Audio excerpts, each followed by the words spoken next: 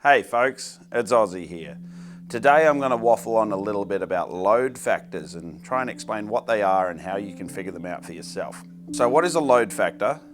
A load factor is a factor that needs to be taken into consideration when we're using any part of lifting equipment. Alright, so everything's got a rating. It's rated to 100% of its working load limit, WLL. So when we pass a sling around an object, or if there's two slings and they have a bit of an angle, these factors come into play. We're going to talk about angle factors and reeve factors.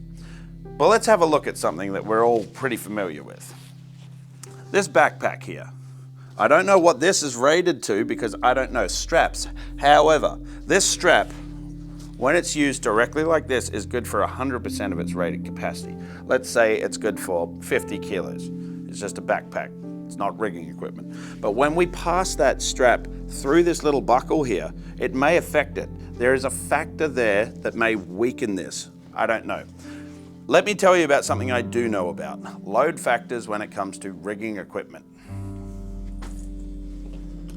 So right here I have a flexible steel wire rope. This is a small one. It's the smallest one I could find that can almost fit into the frame of this camera here. So when you find a sling and it's going directly from the hook of the crane to a lifting point attached by a shackle to a lifting lug, then it is good for 100% of its rated capacity because that's exactly what it's designed to do. But it's also designed to do other things. Did you know that we can basket loads? Why do we call it basket? Look, it's like a basket. You know that we double up the rated capacity. If there's no angle at the top, we double up that rated capacity. If there's an angle, we need to take that into consideration as well, because that is a factor that affects the load. However, let's just talk about the reeve factor for now. What is a reeve factor? A reeve factor is the factor applied when we pass a sling around an object that we are lifting with it. For example, this steel wire rope is about to go around a round load and back up to the hook of the crane. We have a reeve factor of 2. So what is a load factor? A load factor is a multiplier. What we want to do is find out the working load limit of our sling. This one here is 0.3 of a ton, and we want to multiply that by our reeve factor. So our reeve factor for here is 2. We multiply our 0.3 by 2, and now we can lift 0.6 safely. We also have other factors when it comes to reeving. We can choke. Why do we call it a choke hitch? It's because as we pull it up, it's literally pulling the slack out of the sling and choking up on it. It's called a choke hitch. Now, there are different factors for square loads than round loads. If you choke a sling around a square load, you have a reeve factor of 50% or 0.5. And if you choke it around a round load, we have a reeve factor of 75% or 0.75. Remember, it's a multiplying factor. So the reeve factors and angle factors do not change, but the rated capacity of slings changes all the time. Now let's have a look at angle factors. I want you to have a look at the board here. There's a lot up here, by the way, but I just want you to have a look at this. Right here we have a spreader bar that is rated to 20 tons. We have 2 slings being directly loaded to lift up a steel plate. Let's just say it's a steel plate with lifting lugs on it. We don't need to wrap it around anything. It's quite comfortable. It's being attached by a bow shackle there, a bow shackle there, and a bow shackle there and there. So it is being used for up to 100% of its rated capacity. Now let's talk about this load factor. We have a 4-ton sling here and a 4-ton sling here. Both of these slings can be used to 100% of their rated capacity. So we're just going to add those two together. We have a load factor of 1 and a load factor of 1, meaning both of these slings can be used to 100% of their rated capacity. But now that we have 2 slings with a load factor of 1, we're going to add those two together. So now we have a load factor of 2 because it is a combined effort. We have a load factor of 1, load factor of 1, add them together. Now we have a load factor of 2. So now all you need to do is take one of your slings and multiply it by our load factor, and we're going to get 8. What happens if we have 2 different rated capacities of slings? For example, Out there in the real world, this happens all the time. We've got a 4-ton sling here, but we only have a 3-ton sling here. The reason we've got a 4 and a 3 is because they're the same length, and they're the only two of the same length we could find. This happens all the time out in the real world. It's not ideal, but it happens. So now, our load factor doesn't change because both of these slings can be used to our rated capacity. However, the maximum load we can lift is a little bit different. Do you still think we can lift 8 tons? Give you a couple of seconds. Well, this 4-ton could definitely lift half of 8 tons. But could this 3-ton sling lift half of an 8-ton load? No, it couldn't. So what we want to do is find our weakest sling. So we've got 3-ton, and we're going to use our weakest sling to multiply that by our load factor to give us the maximum weight this load can be before we lift. So we take our weakest sling, 3 tons, we multiply that by our load factor. 3 times 2 equals 6. That means that this steel plate cannot be any heavier than 6 tons. This 4-tonner will be all right, but this 3-tonner, if it was 6.5 ton, we're going to be overloading our 3-ton sling. Rewind that and have another look if you need to, or leave a comment down below and ask me if I can explain that in another way, and maybe I'll come up with another video some other time. By the way, I do encourage comments. I want to be challenged. I want you to try and prove me wrong, because if you try to prove me wrong, it's only going to make me work a little bit harder to become better at my job and better at explaining things to you in a way that you will understand them. Okay, so that's where we've got a load factor of 2. Now let's think about, I should have enough room above the spreader bar. Let's think about, we have 2 slings here that are now 60 degrees. That's a 60-degree angle. It's a little bit more than 60 degrees, but let's just say that that's a 60-degree angle with 2 chains lifting up the spreader bar,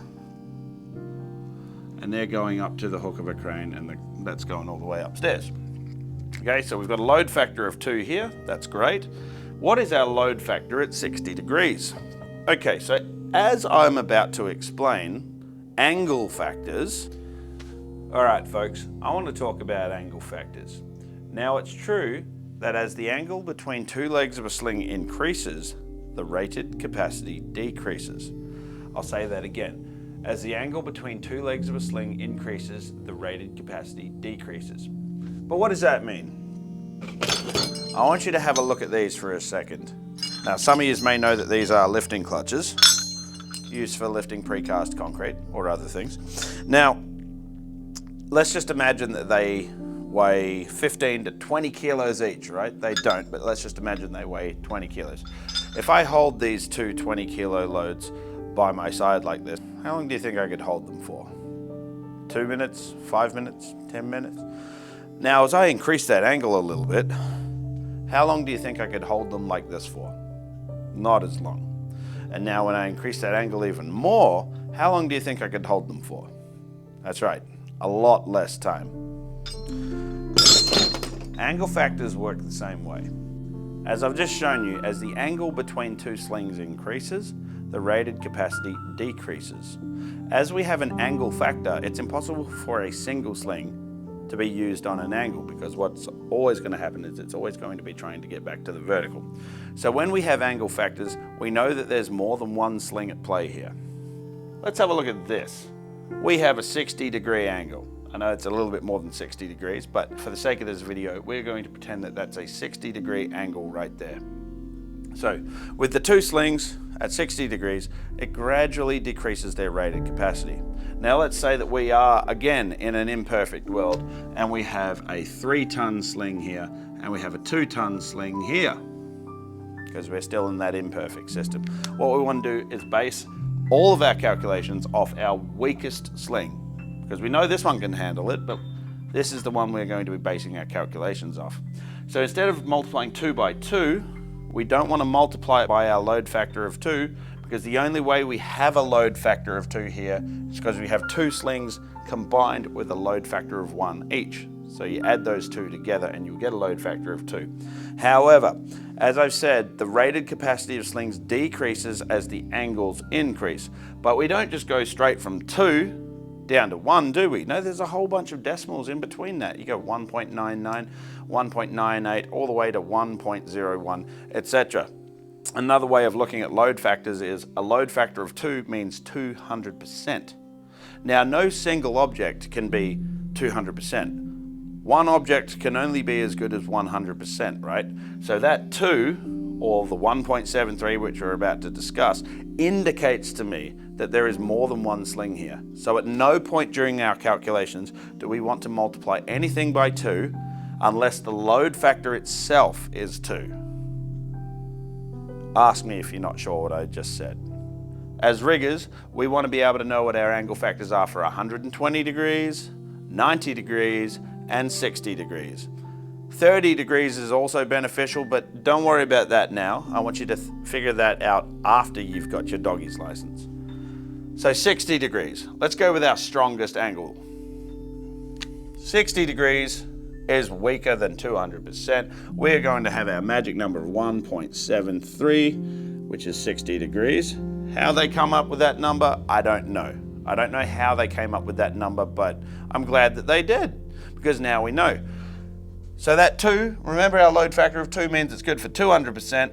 Now our load factor for 60 degrees is 1.73, or equivalent to 173%. So if you take that out and go 173%, it's the same number. This is just putting it in a number form, a decimal number form, 1.73. So what do we do with load factors again? We want to take our weakest sling, which is 2 tons, and multiply it by our load factor. So 2 times 1.73 equals 2 times 1.73 equals 3.46. Do it in the calculator if you don't believe me. 3.46. So 2 times 1.73 equals 3.46. So that means everything underneath these 2 slings, that's the spreader bar, the weight of the slings, the weight of the load, everything that's underneath these slings cannot exceed 3.46 tons, or 3,460 kilos. Does that make sense? Let me know. Now, what about as our angle increases? Let's go up to 90 degrees now. I only want you to know 60, 90, and 120. Keep our rated capacity of the slings the same, 2 tons and 3 tons, but now we've got a 90 degree angle factor. Now, which angle is greater, 60 degrees or 90 degrees? 90 degrees. So as the angle increases, the rated capacity does what? It decreases. So now we've gone from 60 degrees to 90 degrees. We have just gotten a little bit weaker. The magic number for 90 degrees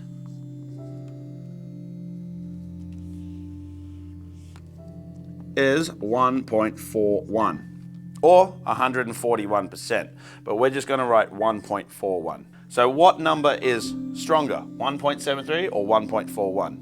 Which number is closer to 200%? 1.73. So if you can keep your angles closer to 60 degrees rather than 90 degrees, the better it is for the slings. So now we have 1.41. Again, what do we do with our load factor? I'm just going to write it up. WLL times LF. So again, we've got a 2 ton working load limit and a 3 ton working load limit. Which one do we want? We want the 2 tons. So 1.41 times 2 for the 2 ton working load limit. Let's just do it the other way. Let's just go working load limit times load factor. So 2 ton working load limit multiplied by our 90 degree angle factor, 1.41. 2 times 1.41 equals 2.82. Notice that that's significantly weaker than our 60 degree angle factor. It's the same size sling, but as the angle increases, the rated capacity does decrease. So now, all of this from the slings and below, that's the spreader bar, the lifting gear, and the load that we're lifting, can only be 2.82 of a ton. As riggers, I only want us to remember 3 angles. So our 120 degrees equals 1. What is 1? 1 means it's 100%. So now we have two objects working together, but now both of those objects together are only good for 100% of, you guessed it, your weakest sling, your weakest link. So at 120 degrees now, I want you to visualize in your head the Mercedes-Benz logo, right? It's a circle and it's got 3 lines in it. They are exactly 120 degrees. So if you have 2 slings that are about 120 degrees like that, you know that there is 100% pressure on each one of them. Now we have an angle of 120 degrees. Our angle factor is 1, which makes up our load factor being 1. So we multiply our weakest sling, 2, by 1. Easy, let's do that in our heads. 2 times 1 equals 2. Meaning, again, it's weaker than before. That was 2.82, that was 3.46. So now it means the spreader bar, the rigging, the load, anything below those slings cannot exceed 2 tons. Otherwise we'll be causing significant damage, potentially overloading the equipment, stretching it, and worst case scenario, catastrophic failure. So I did mention there is a bit of a cheat way to come up with your load factors. If you forget them, if you forget them on the test, here's a way that you can remember them. 2 and 3. I want you to do that on a piece of paper. Write 1, 2, and 3. Now the square root button on a calculator. Try and find yourself a calculator that has a square root button. It looks like this. Okay, so the camera's not going to focus on it. But anyway, there's a square root button on this calculator right here. What I'm going to do is I'm going to square root the number 1. And if you do that, it equals 1. So square root of number 1 equals 1. Let's do that again with our number 2. 2 square root equals 1.4142, blah, blah, blah, blah, blah. Square root the number 2 equals 1.41, etc., etc. Take off everything after the second decimal point. And then let's square root the number 3. 3 square root equals 1.7320, etc. 1.73. I don't know if that is a coincidence, or I don't know if that's how they came up with angle factors, but anyway, that's a cheat way of getting out of it. So you've remembered the numbers. You've remembered how we can find the numbers. Now we just need to find out which angle is stronger, which angle deserves the higher angle factor, which angle deserves the lower angle factor. So 60 degrees or 120 degrees, which one is weaker? 60 or 120? 120 is weaker. Okay, so now out of 1.73 and 1, which number is weaker? 1.73 or 1? It's 1. And our 1.41 is going to be in the middle. 90 degrees equals 1.41. 60 degrees, we square root the number 3, we get 1.73. That's our 60 degree angle factor. And the last one is 1. We square root the number 1, we get 1, that's our 120. We square root the number 2, we get 1.41, that's 90 degrees, etc., etc., etc., etc. Okay, so like I said, this is load factors as a whole, but we are specifically only talking about angle factors. What other factors come into play here? Let's just have a look over here at the moment. Now this is for another video. I'm doing an intermediate rigging video, maybe sometime later today. I'm also doing a concrete pipe calculations video later today as well. But if you have a look at how this sling is attached around the load, we have choked it. If you have a look at how this sling is attached to the load, we have basketed it underneath the load and back up onto a spreader bar. Let's have an actual look of what I'm talking about here. Let's go back to this bit of steel wire rope. So if I basket a sling under a load like this, we have a load factor of 2, providing that these 2 parts up the top do not include an angle. So if we were on a spreader bar and there's no angle going back up, then we have a load factor of 2 here. As that angle increases above here, that affects the load factor as well. But if it's just basketing with a 0 degree included angle, then our load factor is 2. If we are choking it around a round load, you might ask, why do we call it choking?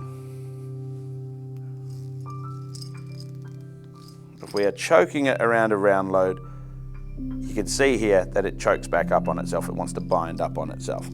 So round loads I'm going to use the illustration of round loads are cuddly. I'm a little bit cuddly down here. So round loads are quite comfortable. We're going to do the choking around a round load as 0.75. Again, load factors, what does that 0.75 mean? It means it's good for 75% of its rated capacity. So if we had a sling, and this one's rated to 0.3 of a ton, 300 kilos, if it was choked around a round load like so, and our load factor is 0.75, what we do with that is we put that load factor into the calculator. Working load limit times load factor equals the weight that you can lift. So this is good for 0.3 of a ton. 0.3 times, when we choke it around a round load like this, we have a load factor, a reeve factor of 0.75. So that a reeve factor is part of our load factor. So times it by 0.75 equals 0.3 times 0.75 equals 0.225. 0.225. Now if it was choked around a square load, our reeve factor then becomes 0.5, but don't worry about that one for now, okay? You can worry about that some other time. Just think that square loads, you derate them by even more than round loads. Round loads are comfortable because they don't have any sharp corners. Now to pass your assessment, you don't need to know that, the 0.5. However, you will need to know that the reeve factor when you choke around a round load is 0.75. Why is it weaker than 100%? If you have a look at this, as we're choking up this load, we're creating a weak point, a point of friction right here, where the lead line chokes through the bite. The bite is that bit, the loop. We're creating a weak point due to friction and other severe factors. So we're derating, as a rule of thumb, down to 0.75, meaning that this sling is only good for 75% of its rated capacity. I think that pretty much covers it. So let's try and recap it now. I might use this picture over here.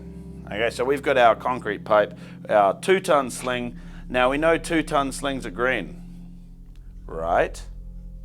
No, that's not correct. Generally speaking, working in the crane world, your green slings are going to be 2-tonners. But how are we going to make sure of that? You're going to have a look at the sling tag. What are 3 things you need to find on a sling tag? Well, there's the working load limit, the angle factor, the reeve factor, the Australian standard it conforms to, the serial number, the manufacturer, the date it was manufactured, etc., etc., etc. Conditions of use, there's another one. So we can confirm that a green sling is a 2-tonner by looking at the tag. So I came from the staging world, the entertainment industry. If you don't want the mystique to be ruined, then don't listen to anything I'm about to say.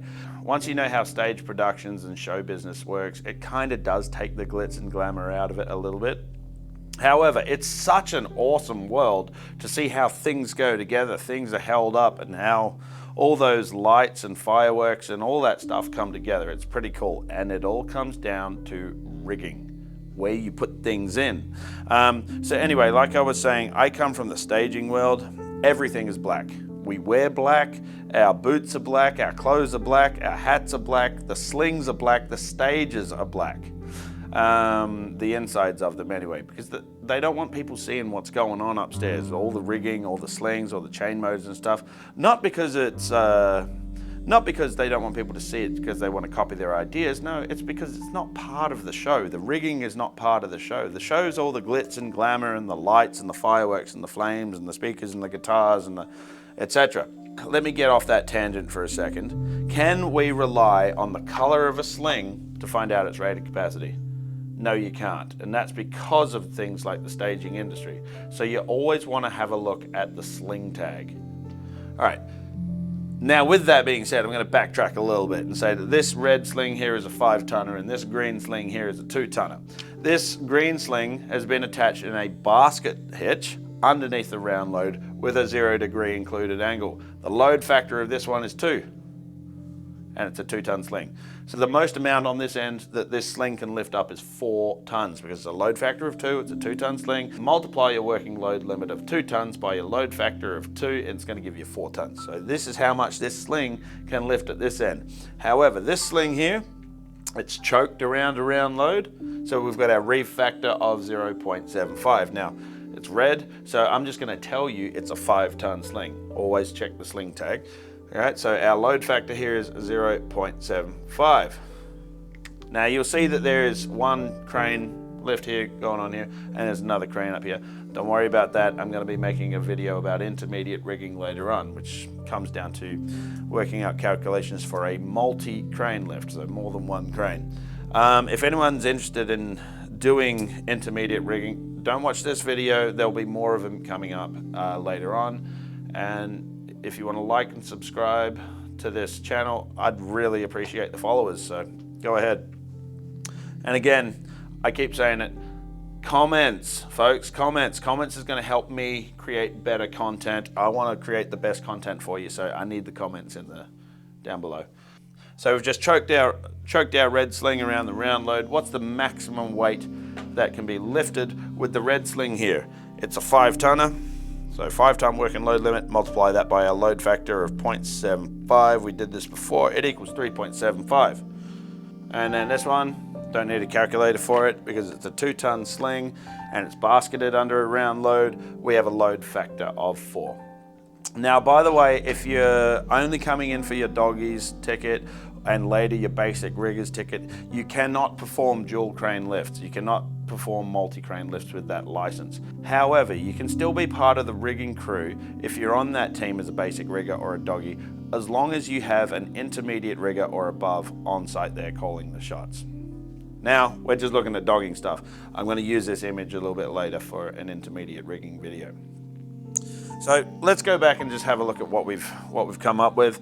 We have our angle factors and we have our reeve factors, and they all come together and they make this beautiful thing called a load factor. If we had a combined factor, okay, so we have load factors and angle factors together, let's have a look at what that's going to look like. So we've got ourselves a steel pipe here. It's 300 millimeters wide. And now we've got 2 slings. We've got two 2-ton slings, and they are choked around a round load. First of all, what's our reeve factor when we choke around a round load? Give you another couple of seconds. We are choking a sling around a round load. What is our reeve factor? If you said 0.75, that would be correct. Give yourself a pat on the back. So we have a reeve factor here of 0.75, and same applies for here, so we're just going to use it once. And now we also have an angle. That is a very, very big 60 degrees, by the way. The maximum recommended angle between 2 legs of a sling is 60 degrees in Australia, okay? So the maximum permitted working angle for 2 slings that are choked is also 60 degrees, because if you had them out at 120 degrees, where do those slings want to go when they're lifting up? They want to go back to the center. So we double wrap all of our slings when we're choking loads. Why? It prevents slipping. However, if you have a massive angle like that, it's not going to stop the slipping. It may, but we don't want to get ourselves into that situation. So when you're using 2 slings to choke a load, try and keep your slings at 60 degrees. I don't know if that's 60 degrees or not. Someone pause that screen and get a protractor out and let me know in the comments. So now we have 2 factors here. We have our reeve factor of 0.75, just once. You know, they're both there. As a reeve factor of 0.75. We also have an angle factor for 60 degrees. What's our 60 degree angle factor? It's 1.73. How do we do that? We square root the number 3. So to get our combined load factor, we need to multiply these 2 numbers together, which I'm going to do for you right now. I'm going to change my pen to a black pen. We're going to go 1.73. That is our angle factor. We are going to multiply that. I know it looks like a plus symbol. We're going to multiply that by our reeve factor. which is 0.75. Let's grab the calculator. I know it's 1.29 because I do it every week. Not every week. 1.73 times 0.75 is going to give us, wow, 1.2975. How did I know that? Equals 1.2975. That, my friends, is your total load factor, LF. So if we had two slings at an angle directly attached to the load, then we are only going to have an angle factor. If we have a single sling, I'm just going to draw this like this, reeved around there like that, and it's going back to the hook of a crane like that, we're only going to have a reeve factor. But when we've got them combined, we're going to have an angle and a reeve factor. And to find out our total load factor, we're just going to multiply them together. So an angle factor and a reeve factor are different. However, they can be combined and they can also be individual as well. So an angle factor by itself is a load factor. A reeve factor by itself is a load factor. I'm confusing myself just talking about this stuff. But anyway, hopefully that explains to you a little bit more of how angle factors and reeve factors actually work. If you've learned something or if I've confused you, then I would like to know about it. So leave a comment in the comment section below. If you like this video and you have learned something, I would like you to give it a thumbs up and a subscribe as well, please. Help this channel grow. Thanks very much, folks. Stay tuned for the next one.